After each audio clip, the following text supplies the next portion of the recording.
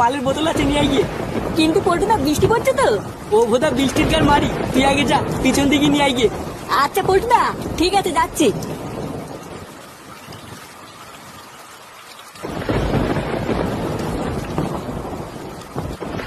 বাড়া সত্যি এই মালটাকে তোরা আমার কাছ থেকে সরিয়ে রেখেছিলিস? হ্যাঁ, লেওড়া গুলো তোরা আগে বলবি তো যে তোদের কাছে মাল আছে, তাহলে আমি আসার সময় একটুখানি চাট নিয়ে আসতাম। তুই যা মাতাল চোদা, তোর আবার চাট লাগে নাকি? হ্যাঁ বাড়া, তা যা বলেছিস। আমার নাম কি বলতো? ফুটো ফুটো।